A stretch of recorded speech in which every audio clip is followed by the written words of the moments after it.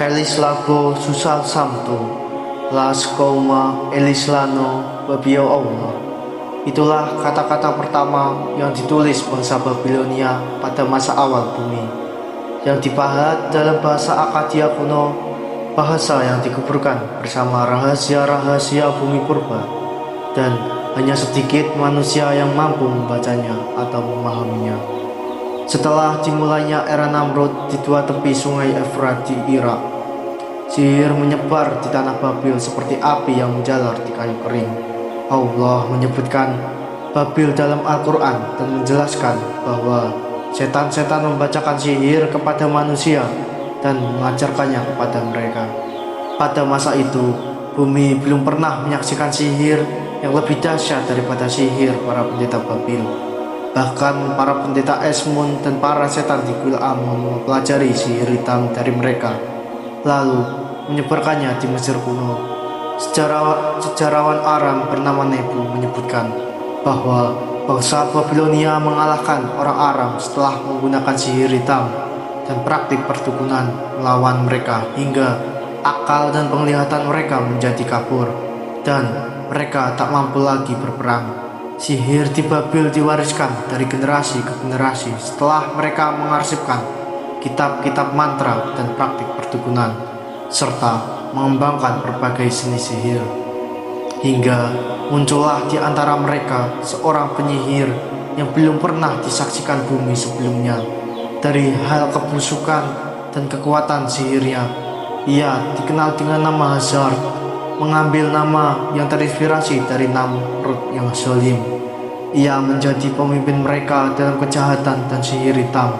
Namun, ia memiliki jenis sihir yang belum pernah dikenal Babil sebelumnya.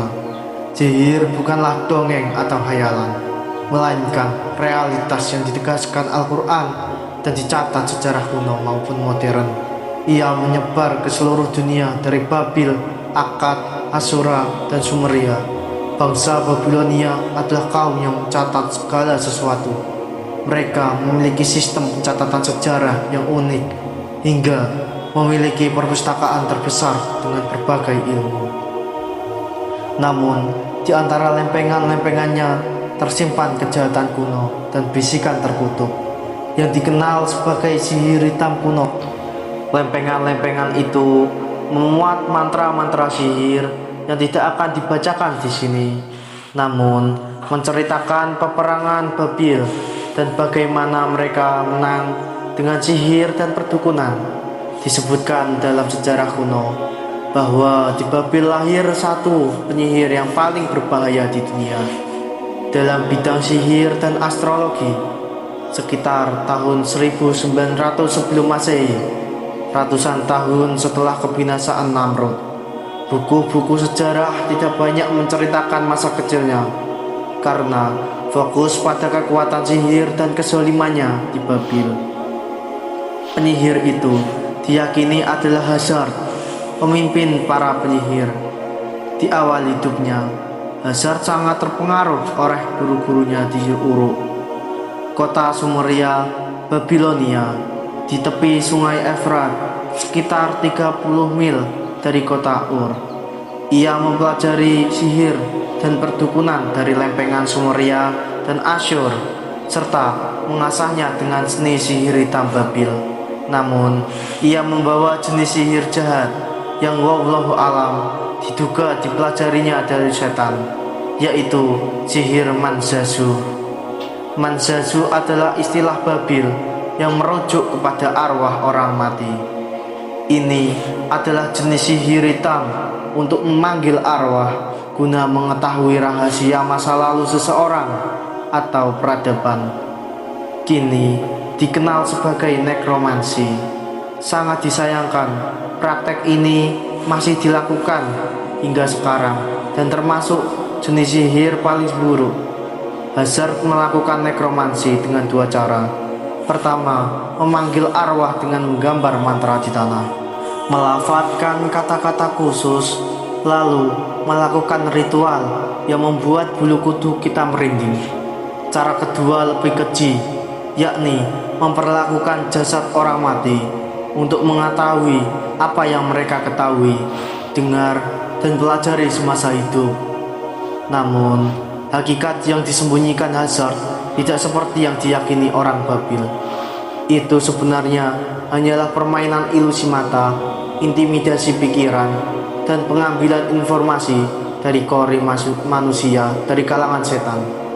Ia mengaku memanggil arwah, padahal sebenarnya memanggil korin, orang yang telah wafat. Dalam syariat Islam, korin adalah jin pendamping setiap manusia. Setiap orang memiliki korin sendiri yang mengetahui detail hidupnya. Dengan cara inilah Hazard memanggil korin dari kalangan jin dan setan. Mereka memberi rahasia kehidupan manusia, tetapi setelah sang pemanggil melakukan hal-hal yang tidak disebutkan karena termasuk kekufuran dan kesyirikan, Hazard sadar bahwa sihirnya bersumber dari pelayanannya kepada setan. Setelah itu, ia mencari sihir khusus untuk memberi kekuatan nyata. Ia terus mempelajari seni magic Babilonia, istilah Babil untuk sihir hitam yang muncul di era Namrud. Disebutkan, wallahu alam, ia menggunakan sihir Mazazu untuk memanggil korin dan memperoleh sihir dari Azazel dan Samkasai, yang dalam catatan Babil menjadi kiasan bagi Harut dan Marut. Disebutkan pula bahwa ia pernah memanggil korin dari masa itu. Penulis Ahmad Khalid Mustafa dalam novelnya Antikristus menyebutkan bahwa ia memanggil korin dari Inanna atau Istar dalam sebutan Babil, dewi kecantikan dan pelacur para raja, dan itu dilakukan demi menyalin ajaran sihir kuno. Inanna banyak bergaul dengan para penyihir dan bercampur dengan kejahatan mereka. Bangsa Romawi mengabadikannya dalam sejarah dengan nama Venus. Bangsa Yunani menuhankannya dengan nama Aphrodite, dan sebagian orang Arab dahulu menyembahnya dengan nama lain. Namun, tidak ditemukan teks sejarah yang benar memastikan hubungan Hazard dengan Inanna. Riwayat menyebutkan bahwa Hazard bersujud kepada iblis sebagaimana Namrud dahulu, demi memperoleh sihir yang lebih besar dan kejahatan yang lebih dalam. Apakah kejahatan Hazard berhenti sampai di situ? Jawaban sederhananya, tentu tidak. Bahkan ada hal-hal yang lebih gelap yang akan diketahui di akhir dokumentasi ini. Tiba-tiba, Hazard mendorong bangsa Babilonia untuk menyembah bintang-bintang dan mengagungkan matahari. Orang Babilonia memang percaya bahwa bintang dan planet dapat mempengaruhi kehidupan manusia, sebagaimana dikatakan para peramal bintang hari ini, bahwa orang mempercayai hal semacam ini sampai ada yang takut keluar rumah karena mendengar dari peramal zodiak bahwa Mars memasuki orbit Gemini dan itu akan membawa kesialan atau kegagalan. Anehnya, semua itu disebut ilmu, padahal tanpa disadari itu adalah bentuk penipuan dan termasuk kesyirikan.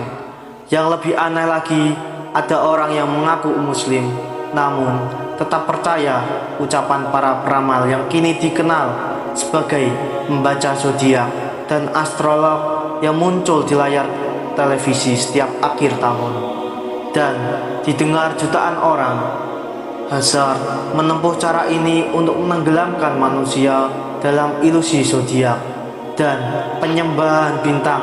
Ia juga mengajak mengagungkan matahari dan api yang merupakan permintaan khusus dari setan. Ia seakan menjadi juru bicara setan di negerinya.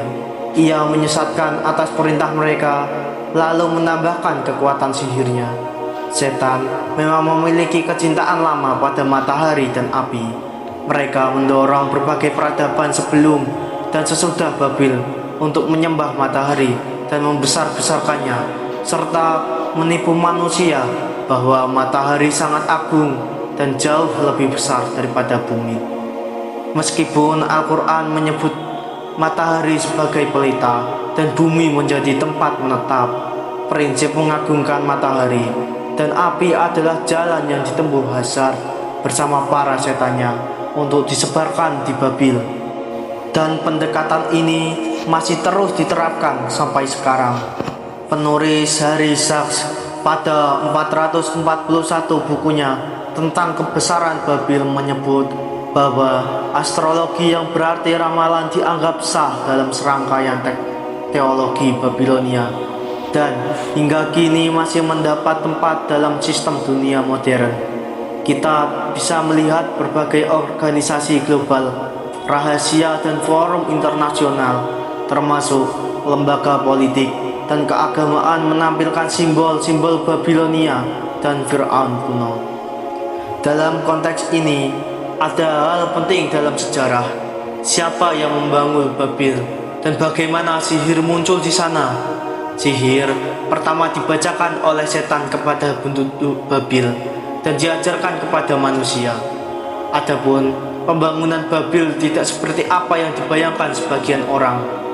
Beberapa menyebut bahwa orang pertama yang menempatkan Babil adalah Nabi Nuh alaihissalam setelah banjir besar. Dalam Mu'jam al-Buldan disebutkan bahwa Nabi Nuh adalah orang pertama yang menempatinya dan memakmurkannya setelah banjir. Beliau dan orang-orang yang selamat dari Bahtera mewujudkan wilayah itu untuk mencari kehangatan, lalu menetap berkembang biak dengan jumlah bertambah. Setelah Nabi Nuh, mereka mengangkat raja-raja, mengembangkan kota-kota dan permukiman mereka membentang antara sungai Tigrias dan Efrat hingga wilayah Kaskar dan sekitar Kufah. Dalam kitab An-Tahrir wa Tanhir disebutkan bahwa Babil adalah kota kuno dunia dan namanya berasal dari kata Kasdim, Babu, Ilu, gerbang Tuhan, yang dalam bahasa Ibrani setara dengan Babel. Babil termasuk kota terbesar dunia kuno. Awalnya dibangun oleh keturunan Nabi Nuh setelah banjir, lalu dikembangkan oleh peradaban Sumeria, Asyur, dan Babilonia. Wilayah itu termasuk negeri pertama di Mesopotamia, Irak, dan awalnya berdiri di atas ajaran tauhid kepada Allah. Keadaan itu berlangsung lama hingga manusia menyimpang, sihir menyebar, dan bintang serta berhala disembah selain Allah. Kesyirikan dan sihir menjadi bencana besar yang menghancurkan Babil di masa kuno. Adapun di masa kini, manusia dibuat melihat hal-hal yang tidak nyata dan mempercayainya sebagai nyata. Allah Subhanahu wa Ta'ala berfirman, yang maknanya mereka melemparkan tongkat-tongkatnya, maka ketika mereka melempar, mereka menyihir mata manusia, membuat mereka takut dan datang dengan sihir yang besar, tipuan mata, ilusi, intimidasi, dan rasa takut.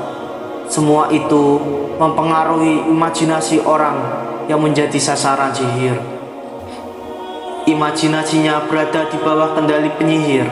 Ia melihat apa yang diingin diperlihatkan kepadanya dan membayangkan apa yang ingin ditanamkan padanya.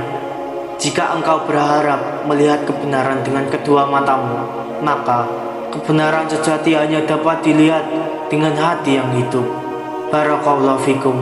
Assalamualaikum warahmatullahi wabarakatuh.